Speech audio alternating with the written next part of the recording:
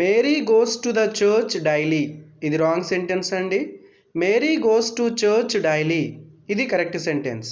Rule వచ్చేసి no article is used before places visited for primary purpose. For example school, college, church, market, bed.